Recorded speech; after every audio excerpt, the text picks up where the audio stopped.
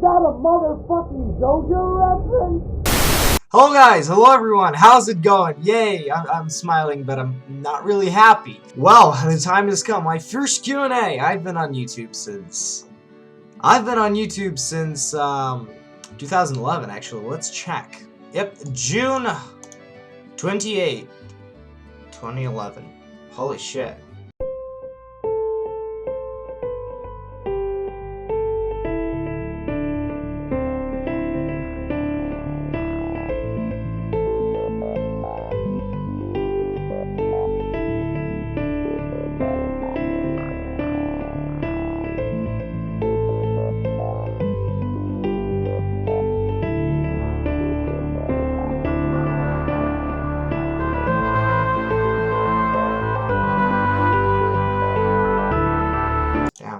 Alright, so let's answer your questions. Let's do that. I know my beard looks horrible, but it's the only one I can grow, okay? Please be gentle in the comment section. Is what I would say if anybody actually bothered commenting, but luckily that ain't the case. So, without further ado, let's get into it. Now, if you don't know why I'm doing this, I'm not really famous or anything. I had to really squeeze them questions out, you know what I'm saying? I had to bother people. What we're celebrating here is Initial D, JoJo Initial D hit 1 million views. So, thank you so much. And we're almost at 2,000 subscribers, which is pretty good. I'm really thankful for all the people who watch my videos because at a certain time, I think you can sort of, when part 5 began, I sort of fell into this, how do I say it, you can see the views, you know, and so my views at a certain time. See, 1 million fucking views. Fuck yeah. My videos weren't getting as much views as I wanted to, because you can see like videos with 200k, you know, 20k, 30k, you know, 1 million. It's fucking awesome. 60k, and things like that. And then between them you have videos like 72, because. It's not even like a video with less views, like 3,000, 8,000 views. That's a good amount. That's a good number. But like here you have shit like 100, fucking 74, 200, and I have like 2,000 subscribers, which is kind of really depressing in a way. But thank the algorithm, you know. Anyway, let's get on to the comments, the questions, the things you're here for. You know, what do you think about JoJo? I haven't finished most of it. I got to a part because I was doing the Speed King MAD or MAD.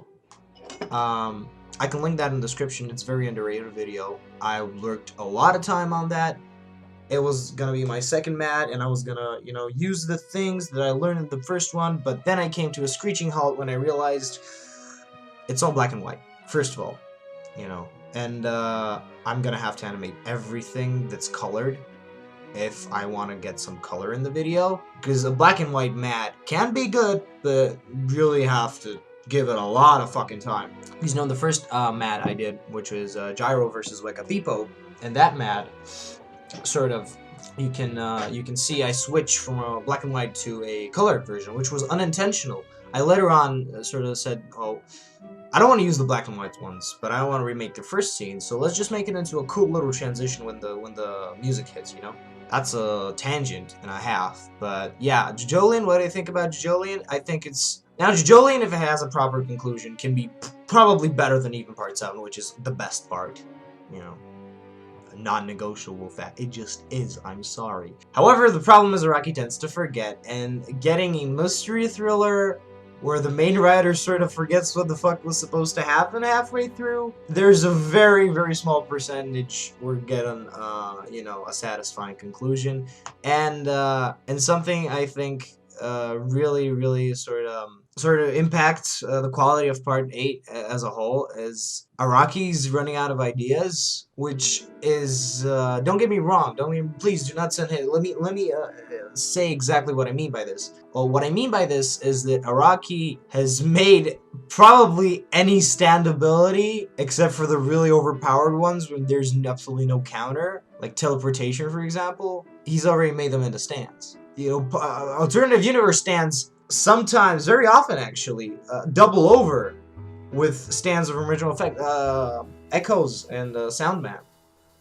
They do the same thing pretty much.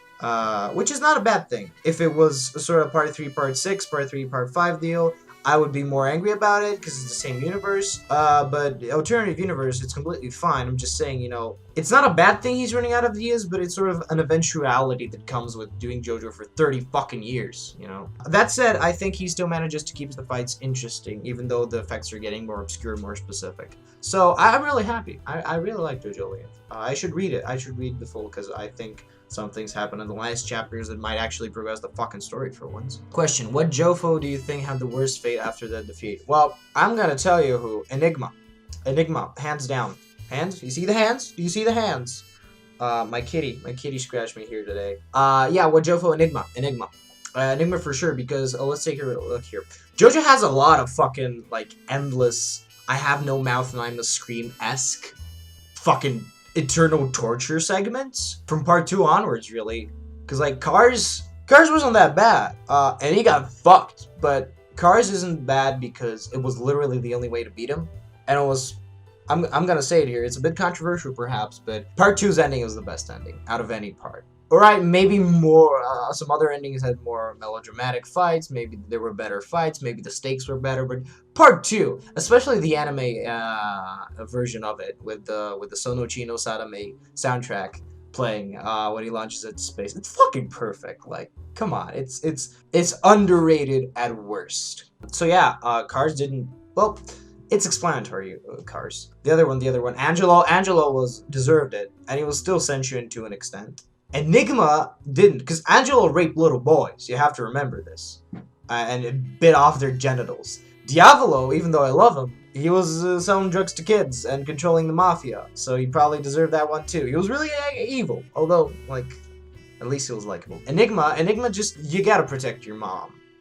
Because your mom's your mom. There's no one like your mom. And if someone threatens your mom, you fuck them up. But it's horrible in the way that at least Cars doesn't think. Angelo at least can talk to people or, you know, observe things. Sort of fucking walking around the street, you know, random things happening in the street. Diavolo has new deaths, so he's never bored. It means he's terrified and in pain for all of eternity. He probably got it the worst. However, Enigma's just bored out of his fucking mind because he's a book.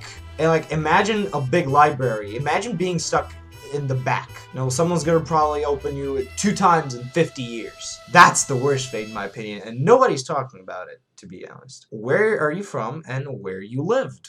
I'm gonna ignore the spelling on that one. I'm from Bulgaria. I've lived in Bulgaria, although I frequently travel to Germany because I have friends there. Ideally, I want to live somewhere in Western Europe, I guess. I would only live in America if I have a lot of money, because... no. Only if I have a lot of money. Truth be told, I really wanted to move to America when I was little. I wanted to live in Miami. And then I sort of grew older and I sort of started learning more about America. Bro, it fucking sucks there. Not even like things like because you're in Bulgaria, right? I don't know how much you fucking know about this country, guys, but here in Bulgaria it's very common practice to sort of count your, you know, your little coins of all sorts of shapes, you know, your little, you know, your 1 cent coins, I guess. The equivalent would be 1 stutinka in Bulgarian, and sort of calculate the exact fucking how much you need for like a wafer or a drink or something like that. You know, something little. In America, you get taxed something after the checkout, so the prices, as far as I'm aware, you know, the prices on the shelf are not the actual prices, which removes the point of, you know, counting your fucking cents. It's ridiculously stupid. So there's little quality of life things that I could never. Also, you don't use the metric system. Fuck off. I'm sorry. I like you guys. You guys are cool. But the country's not. Why is your name BasedPeter? I had to change it. My previous name was Epic Ninja Nerd 7, and you can still find all our videos. I deleted most of our older videos because they were really cringe, but the cringiest and the first ones, because, like, I've evolved with this channel. I had this channel since 2011. I had this channel since I was 11, right? I've evolved with it, and it's sort of little memorabilia. In fact, a few years ago, well, that was gonna be a lot, like 2014, 2013, somewhere around that time, I watched Total Biscuit's videos. God rest his soul. He was really a really cool guy. I might not have agreed with some political things, but he was one of the best YouTubers who ever was. And he really inspired me and sort of, you know what? I'll stop making some fucking Minecraft tutorial bullshit. I'll try to produce my videos better, too. Put that little bit more effort, just so you're not some random fucking idiot on YouTube spouting 1 millionth video about Minecraft. You know, be original, have something. So I did that, and so I was inspired to sort of make a clean slate and just start making good produced videos. And honestly, I should have just privated most of my old videos, not deleting them, because now they're lost, like literally lost to time, like tears and rain. But they hold some nostalgic value to me. They really are a sort of milestone to see how far you've come. You can fucking see Little Peter in my first video on this channel. Actually, my first video on the channel was a Free Realms video, if you've ever played that game. I couldn't record shit with my computer because we were really, really weak, right? So I used the in-game, built-in Free Realms recorder. It was really cool. So yeah, my first video, like many YouTubers, my first video on the channel isn't actually my first video. Sorry, these tangents, really long. Why is your name BasedPeter? Basically, I had to change it from Epic Ninja Nerd 7, because that's really cringy. Also, I didn't want to... I was thinking of another name, and I was lurking 4chan for the first few years of my life, I know. Woo. And a lot of people use Based, so I was like, yeah, BasedPeter. People will call me Based. And it's really fucking stupid, in a sense, because Based is a sort of adjective, I guess, where you're not supposed to call yourself Based, you're supposed to be based enough so other people can call you that, you know? So as not to toot your own horn, fuck it. You know, I like it. It's my real life name, Peter. People know what to call me, you know. So yeah, I like it. I'm stick with it, and like I'm not fucking changing it a third time. It's good enough, you know. Might not be the best. I like it. How did you get into making vids? I wanted to be YouTube famous. I did. Really stupid, really cringy. I wanted to be YouTube famous. I wanted to make Minecraft videos. In fact, I used to daydream a lot, and I still do to this day. And in elementary school, which was grade 1 from 4th, I used to daydream about having a YouTube channel, a Minecraft channel, and sort of getting lots of views and lots of comments. And I made up a meme that would sort of blow up and become viral. I would yell at a villager because I couldn't find the coal in my chest. It's really autistic, keep in mind. It's really fucking autistic. So here's the thing, you know, I would have some coal in a chest somewhere, and a villager would sort of steal it, or I would pretend he stole it, and I would autistically yell, "Where's my coal? Where's my coal?" And I imagined that shit everywhere, like on t-shirts and things like that, you know, haha, where's my coal? You know, it's sort of like PewDiePie, Stefano, or Chair, because he used to do that shit at that time, you know, 2012, 2013. Alright, another question. What happened to Josuke and Joseph after part 4? They didn't die. Joseph is one of the few JoJos that canonically does not die. Yep, yeah, Joseph doesn't die. And Josuke, too. And Journal. And I guess Gappy, to an extent. But yeah, half the JoJos die at some point. Like physically die. It's not like, ooh, I guess I'm dead. Oh no, Josuke does die. Yeah, Josuke dies and bites the dust.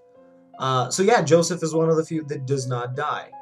And like, I guess you could make an argument for Giorno dying. I don't know, but he's too cool. Araki's like, nah, I already showed I will, like, the plot characters don't have plot armor. That's why I like JoJo, because even though part 1's a bit boring, I'm gonna say it, it honestly is. I really like the fucking balls it took for Araki to just kill off Jonathan. Lisa, check my hentai folder. She's probably in there somewhere. Giorno after part 5, he went to Disneyland. Ponref and last lone location. Disneyland, yeah. So during the events of part 6, they were in Disneyland, but Giorno was like, nah. All my crew is homies. I will not help a female JoJo. No siree, nah. Alright, let's go to the Discord questions. Name and address.